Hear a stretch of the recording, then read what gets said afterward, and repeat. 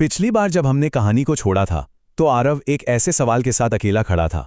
एक ऐसा सवाल जिसने उसकी पूरी दुनिया ही बदल दी। ये वो शब्द थे जिसने आरव की पूरी दुनिया ही पलट दी।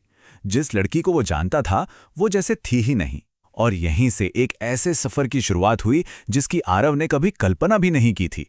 तो राधिका को समझने के लिए हमें आरव के साथ ही उस रास्ते पे चलना होगा। सबसे पहले एक रहस्यमयी रिजेक्शन, फिर पुणे में एक हैकर की तलाश, 7 दिनों की एक बहुत ही मुश्किल चुनौती, एक बेहद खतरनाक रेस्क्यू, राधिका का दर्दनाक अतीत और आखिर में हीलिंग का रास्ता। तो चलिए शुरू करते हैं। आरव की तलाश शुरू होती है उसके कॉलेज NIT राउरकेला से। यहीं से इस पूरी मिस्ट्री की पहली परत खुलना शुरू होती है। अब देखिए, घंटों इंतजार करने और ये पता चलने के बाद कि राधिका तो क्लास से ही गायब है, आरव ने आखिर में उसकी रूममेट अश्लेषा से बात की। अश्लेषा पहले तो कुछ बताने को तैयार ही नहीं थी, लेकिन आरव की जिद के आगे उसे झुकना पड़ा, और यहीं पर हुआ पहला चौंकाने वाला खुलासा। और ये खुलासा सच में हैरान करने वाला था।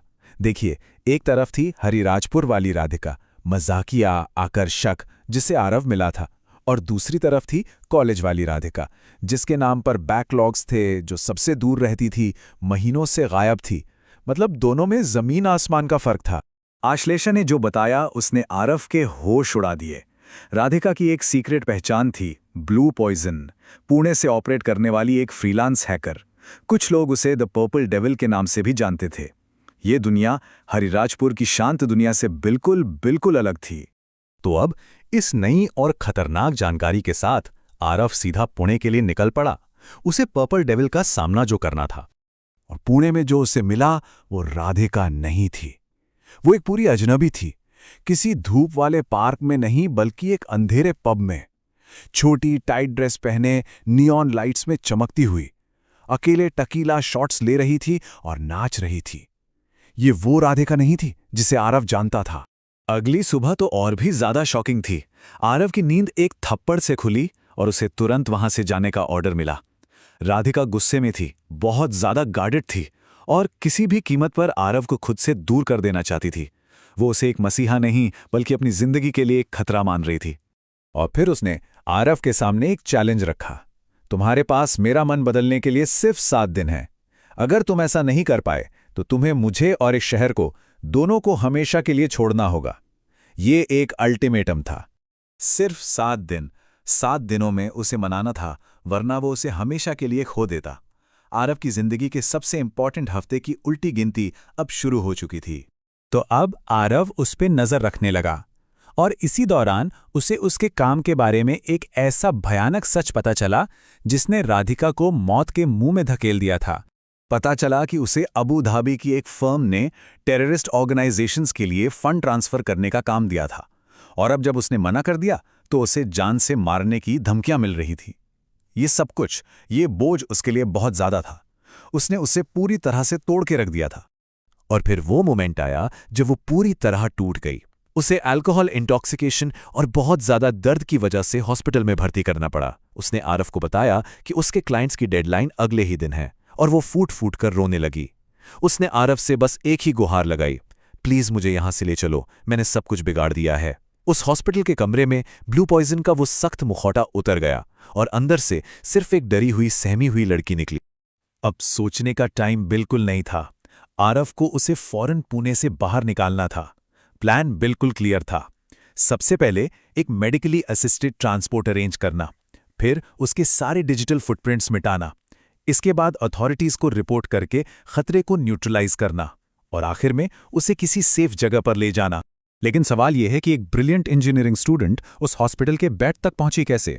ये समझने के लिए हमें कहानी में 2 साल पीछे जाना होगा, उन घटनाओं की तरफ जिन्होंने राधिका को तोड़कर रख दिया था।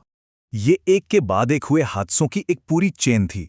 दूसरे सेमेस्टर में उसके सबसे बड़े सपोर्ट, उसके दादाजी की मौत हो गई। तीसरे सेमेस्टर में एक प्रोफेसर पीयूष मुदगल ने उसे मैनिपुलेट करना शुरू कर दिया। चौथे सेमेस्टर में जब राधिका को उसके धोखे का पता चला तो उसने बदला लेने के लिए उसका करियर बर्बाद करना शुरू कर दिया। 5वें सेमेस्टर में उसने राधिका पर झूठे इल्जाम लगाकर उसे 6 महीने के लिए सस्पेंड करवा दिया। और फिर 6ठे सेमेस्टर में हिमाद्री, एक लड़की जिसकी मेडिकल की पढ़ाई का खर्चा राधिका उठा रही थी, उसने सुसाइड कर लिया, और इसका एक कारण गांव की वो अफवाहें थी जो राधिका को टारगेट कर रही थी।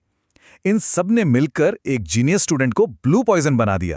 तो अब तस्वीर साफ हो रही थी। राधिका और ब्लू पॉइजन ये दो अलग अलग लोग नहीं थे, बल्कि एक ही इंसान के दो हिस्से थे।